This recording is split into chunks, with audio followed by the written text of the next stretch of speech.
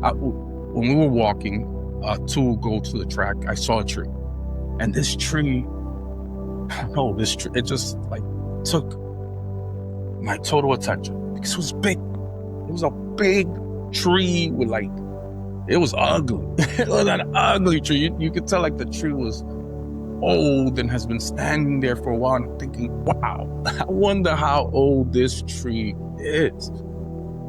And then it made me start like going inside and pondering like, how old can trees become? Right? So, and then I looked it up, the almighty Google, right?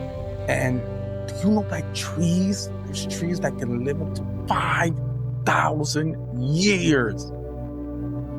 That's awesome. 5,000 years. I was shocked. I didn't know this. Did you know this? I didn't know this. 5,000 years is unimaginable for us as individuals, isn't it? Can you imagine a life in 5,000 years? No, you ain't even dust anymore. You're gone. You're done. Way before that. You know what I'm saying? But these trees do it. I don't know how old this tree was, but I know it was old. So let's say it was hundreds of years. Maybe under 1,000 or even 1,000. It doesn't matter. The concept of a tree being able to be there, stand in its strength and conquer its environment for 5,000 years is the most impressive thing to me that I have ever imagined.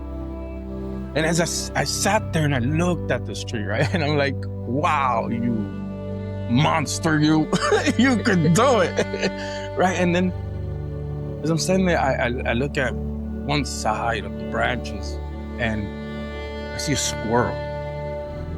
And this squirrel's like running all over the place, right? And of course I'm thinking, it must have baby squirrels. And I go, wait, squirrels don't live that long. Not even nowhere near that long. So how many squirrels have called that place home?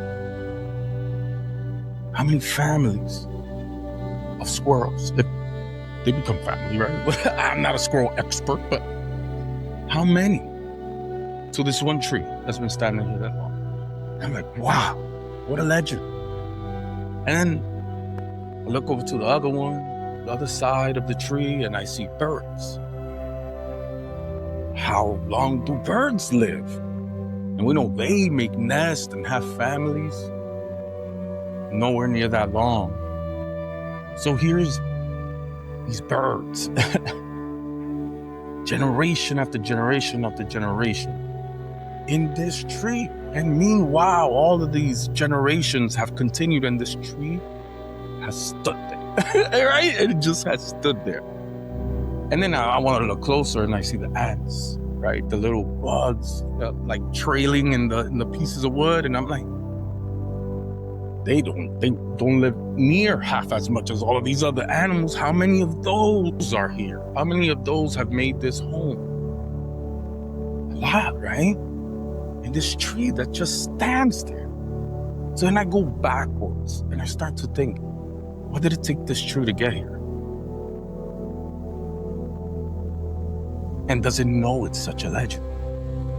Does it know that it's providing a home for generation after generation? Does it know that it's giving us stuff that we need to live, called the oxygen? Does it know?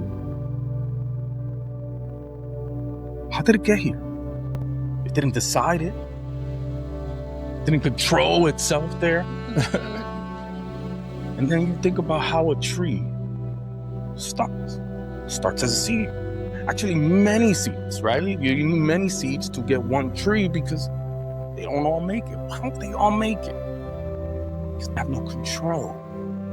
Where they land is where they stay. They don't control the nutrients they get, how much water nature decides to give it. They can't even protect themselves if an animal decides, I want that seed. But yet it grows. And it goes from being this seed that is in this ground, this yucky ground, right? And it goes into a plant. And it becomes more dangerous because now it needs more nutrients, but it has no control. And it's not. It has no control over what it's going to get. It can't move, dodge if an animal decides to use it as a toothpick. No control. And even without this control, it still grew. And it continued to grow until it made its statement.